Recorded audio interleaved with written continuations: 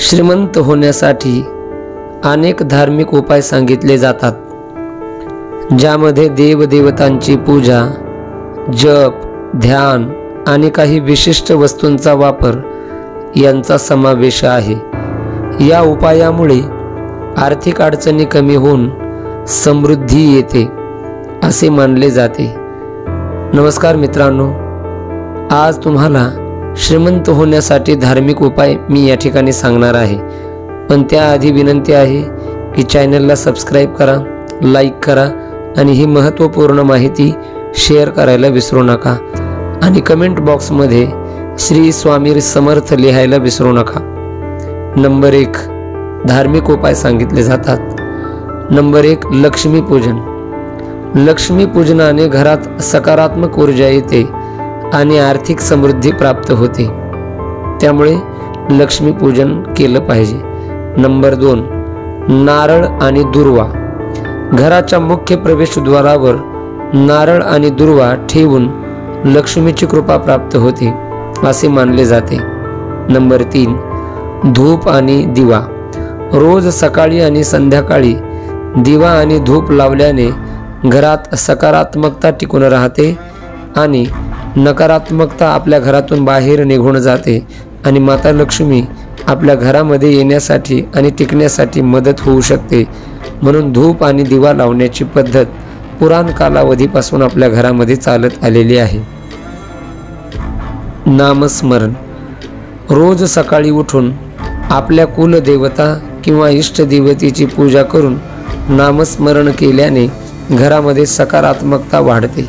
नामस्मरणामध्ये फार मोठी ताकद आहे।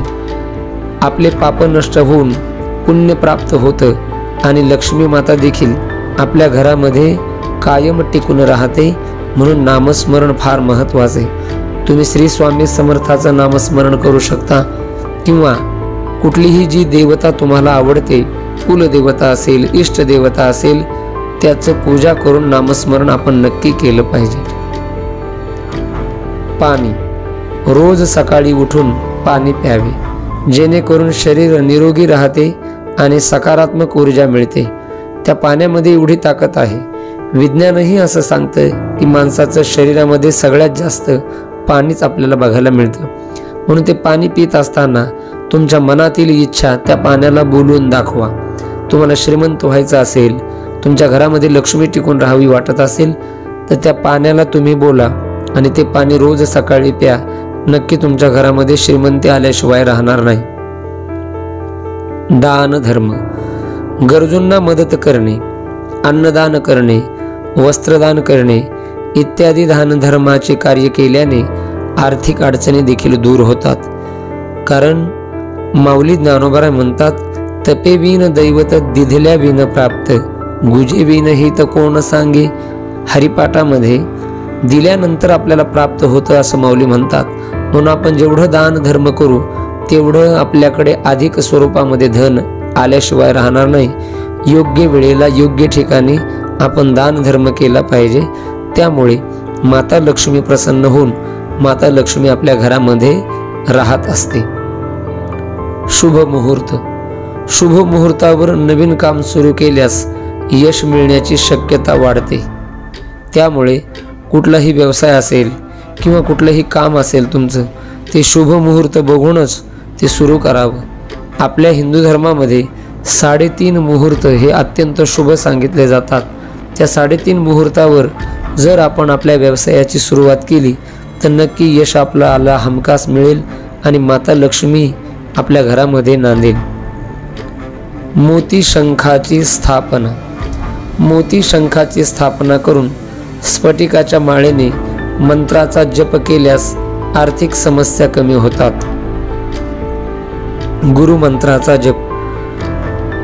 गुरुमंत्राचा जप केल्यास यश प्राप्त होते आणि आपण श्रीमंत होण्याचा मार्गस्थ होतो असे मानले जाते। पौर्णिमेच्या दिवशी खास करून नामस्मरण करावे, ज्यामुळे नकारात्मकता दूर होऊन घरामध्ये सकारात्मकता येते। त्यामुळे पौर्णिमेला नामस्मरण आपण केलं पाहिजे। घराची स्वच्छता। घर स्वच्छ ठेवल्याने सकारात्मक ऊर्जा टिकून राहते आणि त्यामुळे माता लक्ष्मीही आपल्या घरामध्ये नांदते. सदाचारी राहावे. सदाचारी राहणं चांगले कर्म आहे. चांगलं कर्म केल्यास यश आणि समृद्धी प्राप्त होते. म्हणून माणसाने नेहमी सदाचाराने जीवन जगावं. असे काही हे धार्मिक उपाय होते की जे आपल्या घरामध्ये श्रीमंती टिकवण्यासाठी आपल्याला उपयुक्त ठरू शकतात. आपल्याला विनंती आहे की हे उपाय आणि ही महत्त्वपूर्ण माहिती आपल्याला आवडली असेल. तुमच्यासाठी ही माहिती आम्ही आपल्या धर्मग्रंथामधून शोधून आपल्याला या ठिकाणी सांगितलेली आहे. कृपया करून अजूनही आमचं चॅनल तुम्ही सबस्क्राईब केलं नसेल तर चॅनलला सबस्क्राईब करा, लाईक करा, शेअर करा, कमेंटमध्ये श्री स्वामी समर्थ लिहायला विसरू नका आणि ही महत्त्वपूर्ण माहिती आपल्या जवळच्या लोकांपर्यंत नक्की शेअर करा. धन्यवाद मित्रांनो.